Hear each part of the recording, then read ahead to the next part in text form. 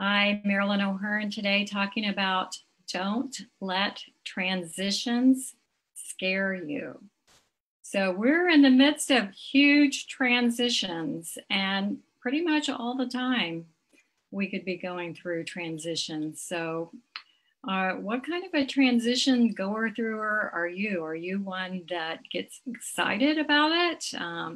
Or are you someone who gets scared about transitions or both? So I thought about this again because I have been attending this coaching summit, and there was a program sharing Indigenous wisdom, and it talked about standing in the middle of a stream.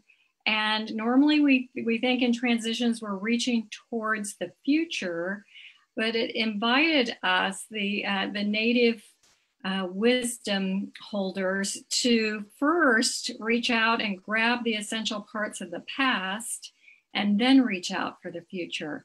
And this reminded me of an article I wrote for the Kansas City Star back in '01 about a transition crossing.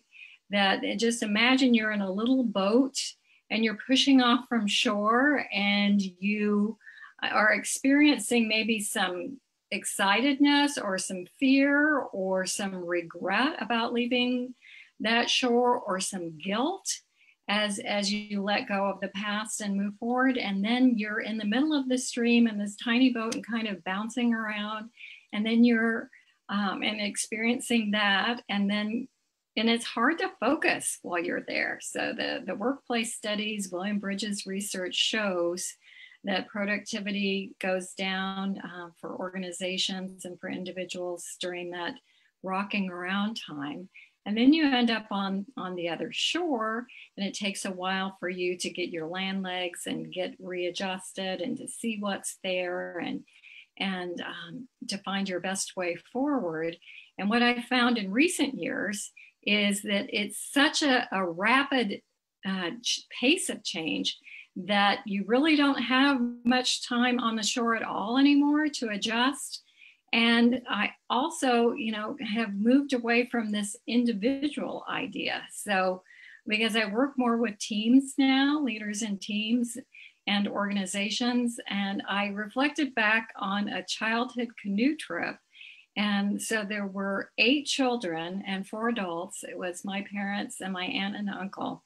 And they tried to prepare us for it. My dad bought a tent. We practiced camping out in the backyard. We practiced, heating up the dehydrated food. But still, there were surprises when we got there. It was a border trip between the U.S. and Canada, and I hadn't remembered anybody talking about portaging, about carrying the canoes over our head.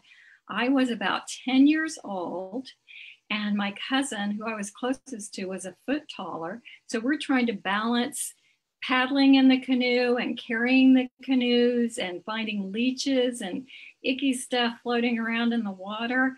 And so I don't think we can ever be totally prepared for all the surprises. But one of the things that got us through was our parents' excitement. So they were, Depression era kids. They'd never had a chance to go on a canoe trip growing up.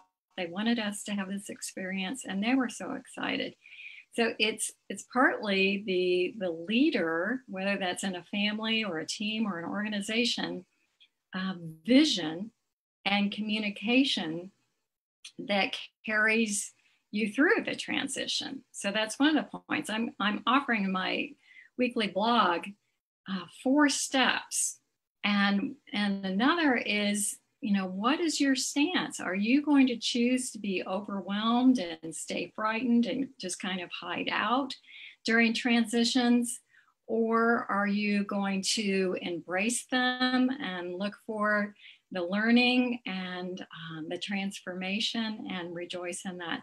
So I'm going to sign off until next week and invite you to go to my website for the other 3 steps. And so I will post the link below and invite you to comment on how you are handling transitions and what's getting you through right now. Thank you.